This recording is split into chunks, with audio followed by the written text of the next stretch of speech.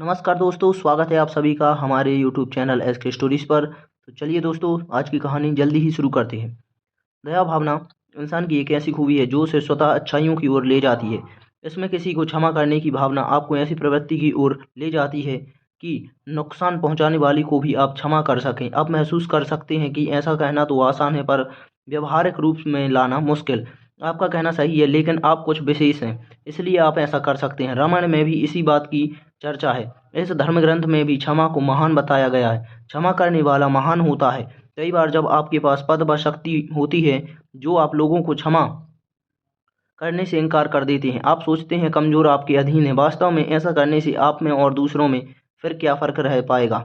आप अपने विचार स्वयं बनाएं और कभी भी दूसरों की टिप्पणियों से व्यथित ना हो। दयालुता एक क्रिया है और संपूर्ण जानवर प्रजाति केवल दयालुता की भाषा को समझती है। यहाँ तक कि दयालुता दिखाने पर जंगल का राजा शेर भी सर्कस में रिंग मास्टर का साथ देने को तैयार हो जाता है। आप किसी पर भी दयालुता प्रकट करके उसे अपना वफादार बना सकते हैं, लेकिन आपको इससे बदले में कुछ हासिल करने के बारे में नहीं सोचना चाहिए। चूहा और शेर की प्रसिद्ध कहानी में शेर चूहे की मदद की बात सुनकर हंसकर उसे छोड़ तो देता है, परंतु प्रकृति उसे समझा देती है। जब शिकारी शेर पर जाल फेंक कर उसे पकड़ लेता है, तब चूहा ही शेर का जाल काटकर उसकी जान बचाता है। ऐसी परिस्थितियां कई बार हमारे साथ भी होती हैं, लेकिन हम उन पर ध्यान नहीं दे पाते। मैंने सामने से एक लड़के को आते देखा। उसके पीछे एक भीड़ दौड़ती चली आ रही थी।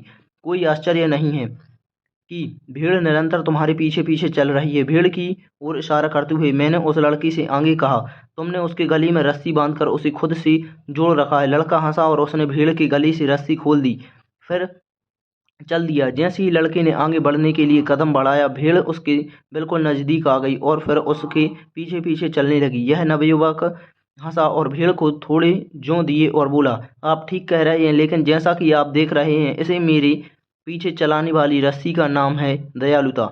दया भावना आपके कार्यों में झलकनी चाहिए। यही आपके चरित्र की पहचान है। यह आपके व्यक्तित्व को मजबूत प्रदान करती है। कभी ऐसा न सोचें कि जरूरत पड़ने पर वह व्यक्ति आपकी कोई मदद नहीं करेगा, और ना ही कभी मन में बदले की भावना पालें। ऐसा करने से आप अपनी कीमती ऊर्जा को बेकार की चीज़ों में उलझाए रखेंगे। ऐसा सोचने की बजाय बदले की भावना को जल्द से जल्द अपने मन से निकाल फेंकें।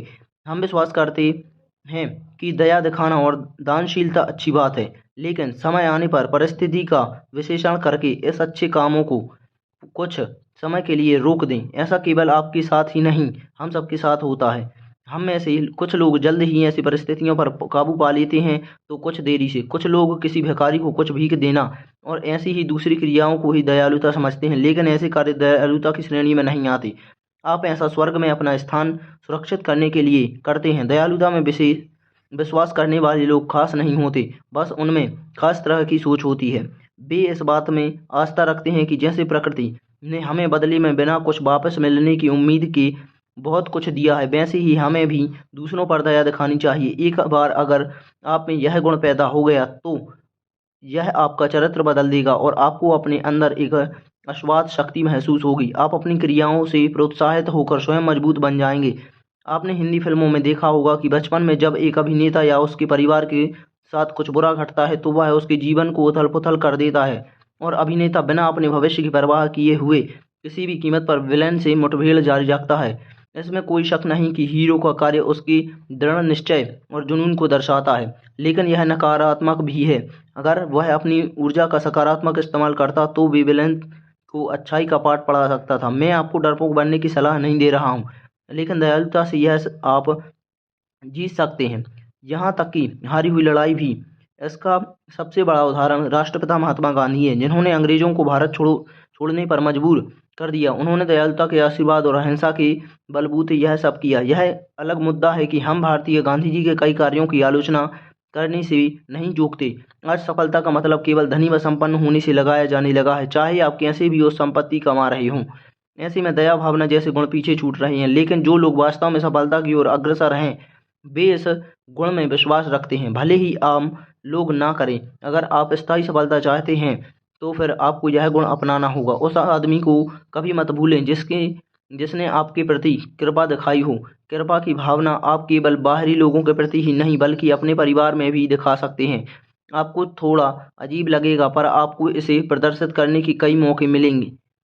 जब आप आपके बच्चों को आपकी ज़रूरत होती है और आप अपने ऑफिस या बिजनेस के सिलसिले में घर से बाहर होते हैं तो उसे यह एहसास दिलाते हैं कि उसी के लिए आप ऐसा कर रहे हैं। क्या आप सोचते हैं कि यह न्यायोचित हक है? हक नहीं, किसी भी कीमत पर नहीं। आपको निश्चित तौर पर अपने बुजुर्ग माता पिता पर कृपा दर्शानी चाहिए और उनके साथ कुछ समय बैठकर उनका कुशल क्षेम पूछना चाहिए। ये सभी क्रियाएं आपके चरित्र को महान बनाएंगी और एक समय आएगा जब आप किसी भी तरह की समस्या में घिरे होंगे पर उसका समाधान खोज लेंगे। मैं मानता हूँ कि आप में यह खासियत है, लेकिन अगर ऐसा नहीं तो आज ही से ऐसा करना, दयालुता प्रदर्शित करना शुरू कर दीजिए। दोस्तों, आपको ये स्टोरी कैसी लगी कमेंट में ज़रूर बताएं और अगर चैनल पर आप नए हैं तो चैनल को सब्सक्राइब जरूर कर लें। तो मिलेंगे ऐसी ही एक अमेजिंग स्टोरी के साथ अगले वीडियो में।